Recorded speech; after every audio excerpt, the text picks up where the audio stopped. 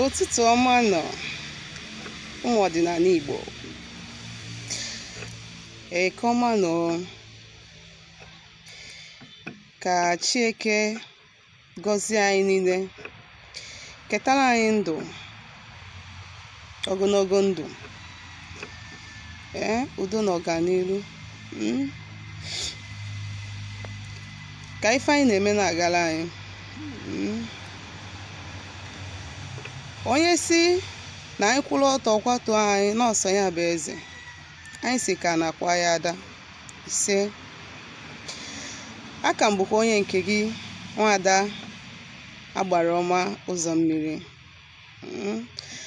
Abụ m onye mgbasa ozi ọdịnala Igbo. Abụkwanụ m onye ọrụ ọdịnala. O nwere ife nji maka ya bịa taa, sị ka anyị tụgharịa uche maka ya.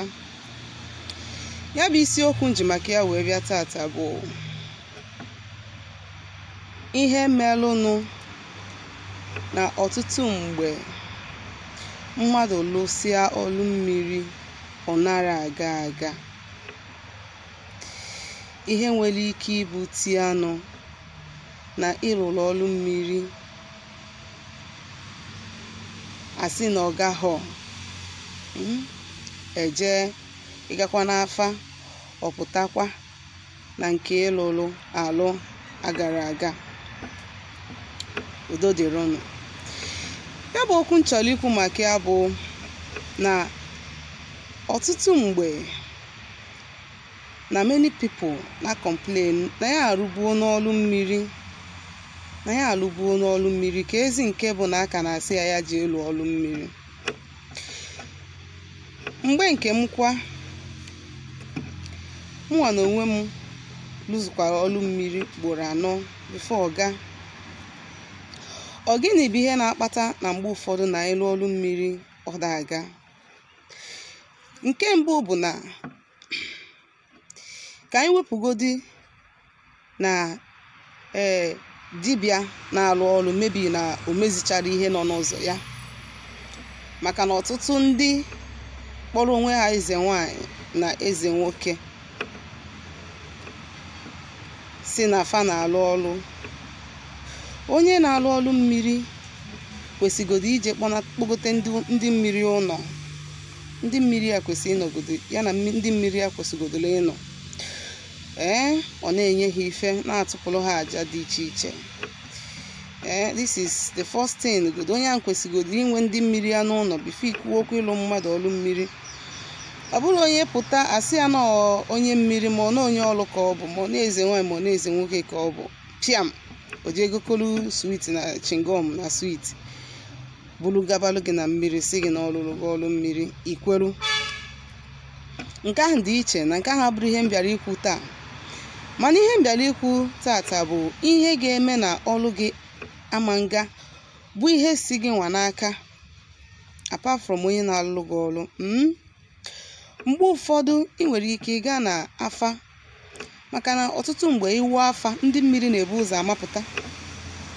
Onye ndị mmiri na-enye nsogbu, ọtụtụ mgbe iwu afa ha na-ebu ụzọ amapụta.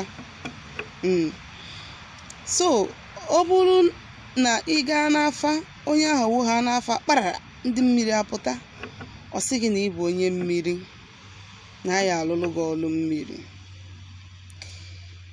Maka na sometimes na nke ahụ bụ nke ndị mmadụ na-achọ ịnụduto. Ọtụtụ ndị mmadụ anụghị ife ndị mmiri na-eme ndị mmadụ. So onye nọ ha ana na ndị mmiri na-enye ya nsogbu, o were ọsọ were ije wee kwuba okwu ka ya esi wee lụọ ọnya. Mana ife nchọrọ ime ka ị mara bụ,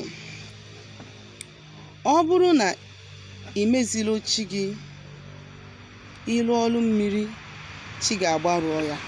Nke mbụ, ọ bụrụ na gị na ndị ichie gị anọrọ ọfụma, ịlụ ọlụ mmiri fa agbarụọ ya. Ọ bụrụ na o nwere arụsị na-esochi gị, ma alụsị dị na be nna gị, ma alụsị dị na ikwu nne gị na-anaghị oke, ịlụ ọlụ mmiri fa agbalụọ ya. Ọtụtụ mgbe ngwuru nwere mmụọ ọdịnala na be fa. Onye bụ na be nna ya na-enwere mmụọ ọdịnala na be ha, mana ada echukwazi ya. Ọtụtụ mgbe ịlụ ọlụ mmiri mana ichukwaro ya, ọlụ mmiri ga-eme gịnị? Agbarụọ ya. Ị na-ege m ntị? Mgbe ụfọdụ kwa bụ na o nwere ike bụrụ onye ndị ọgbọ na uke na-enye nsogbu. Ndị ọgbọ gị nwụrụ anwụ na-enye nsogbu, ikerụ ha mee ihe dị na ya. Sometimes ọ dị ka a ga-asị na ịlụcha ọlụ mmiri eforo results. So ihe a niile are some of the primary things ị kwesịrị ime before ikwuba okwu ịlụ ọlụ mmiri. Ị na-anụ? Maka na ọ dị ka ọ bụrụ na ịbịa ụta wee jee gụba 5 mana ịgụrọ 1, ma ọ gụba 4 ma ọ 6 mana ịgụrọ 1, ịfụrụ na ị na-ajọmpụ ajọmpụ, emechakwa ị na-achịta azụ bido n'isi. Ma ọ bụ na for instance now, ọ na-adị mma ị na-ekwu okwu sometimes ị na-ama atụ. Ọ ya bụ ọ bụ na onye ahụ echetere ihe ikwu, cheta atụ ịmalụ. Ọ bụ na nne gị dị ndụ and na since nne gị nọ wee mụọ gị, igotebe akwa wee nye nne gị, i wee golo akwa wee jebe ka inye nwanne nne gị ma ọ nne nne gị, ma ọ bụ onye agbata obi ya. Now ọ bụrụ na onye agbata obi ahụ bụ ezigbo mmadụ, ma na nne nne gị ahụ bụ ezigbo mmadụ, ma na nwanne nne gị ahụ iwejere akwa bụ ezigbo, and ọ ma na ide eneta nne gị anya, o nwere ife ijiri nne gị kpọrọ, ị negletịrị nne gị, mana ọnya nwa ka ijebezi ka ije pay homage to. Ọ bụ na nwanne nne gị ahụ ma ọ bụ nne nne gị ahụ ma ọ bụ onye agbata obi nne gị ahụ bụ ezigbo mmadụ, gịnị ka ọ ga-eme? Ọkwa ga-asị gị, mba, ihe a bụrụ ọmụnwa ka o kwesịrị ịlụ izize. Go to your mother first. Your mother first. Nne gị bụrụ gị mụọ gị first. Ụta nwa ka ọ dị ebe anyị na chi nọ. Ọ bụzikwa na onye ahụ na-alụ gị ihe ahụ out of ignorance, nne gị wee bịakwute ya sị ya, so ịfụ na nwa m anụnwa dị eneta m anya, ọ da atụfuru m ọnụ, mana ọ bịa nye gị ihe n'alụ ya.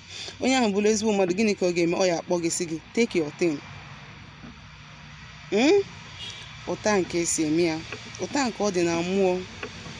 Ọ bụrụ na ị chụkwara chi gị, chụkwa ihe dị n'ụzọ gị, chụkwa ndị ichie na mmụọ na-anaghị oke, ndị so gị ịlụ ọlụ mmiri fa gbarụọ ya. Ihe a bụ ihe na-akpata na mgbe ụfọdụ na mmadụ ga-alụcha ọlụ mmiri asị na ọ gaghị aga, ịlụcha ọlụ mmiri ha ka na-enye gị nsogbu. This ọlụ mmiri of a thing is a very lengthy topic. Ọ bụrụ ihe m ga-abịa kọwachaba taa, mana mbọsị ọzọ m emetụchakwa aka n'ihe dị iche iche gbasara ndị mmiri, maka na ọtụtụ mgbe o nwere ike ije na be dibịa ọsị gị 80,000 ịlụlụ gị ọlụ mmiri, si na ihe nke a na-akpọka price, ị ga ebe ọzọ asị gị 20,000, iwelu 20 nye onye ahụ. Onye 20 oyego nkwe ihe ọ ga-eji wee chụọ ọlụ gị aja, o ji okpe elu gị ire ọma, o kpechalụ gị ire ọma, ihe na-ebe aka na-ebe. So you have to know and be sure of what you are doing. You have to grow your spiritual consciousness so that ka mmadụ na-asịgodi gị, mana sometimes onwe ndị ọya bụ mmadụ gbachalụ ha afa ha na ha gbaalụ onwe ha. Onwe level iyi erute na mmụọ, ịgagodi na be dibịa ọ gbachalụ gị afa na ịgbaalụ onwe gị, digest ya that thing. So ya bụgodu mmadụ si gị n'ọka ụfọdụ asị gị weta ọkụkọ na be ha na ihe egote ọkụkọ, igote ọkụkọ gote sweet na chingom, na ha ya nọ be ha wee rụpụrụ gị ọlụ mmiri. Nụkwa m, o nwere ike inye ya ọkụkọ, mgbe ọ ya egbu ya ọkpọkwuo ndị nke ya were ọkụkọ nye ya, ichee na ọgị nwa ka ọlụ ụlọ ọlụ ịpụọ ihe na-ebe a na-ebe. Ọlụ mmiri bụ ọlụ kwesịrị na mmadụ ya adị careful with, maka na ndị mmiri dịkwa calm mana ha dịkwa cunning. o wee bụrụ ya bụ nwanne m develop a spiritual consciousness. Ọ ya abụgodo mmadụ na-achọ iri gị ma na mmadụ chọrọ iri gị na ọta. So that is all for today. Mgbe ọzọ na nka ga-ekwukwe ọtụtụ ihe gbasara ọrụ mmiri na ndị mmiri. Aka m bụkwa onye nke gị, Agbaraoma Uzommiri. Onwe ajụjụ ị chọrọ ịjụ ma ọ na ị chọrọ idetala m ozi na WhatsApp, i were nọmba a wee chatịa m na WhatsApp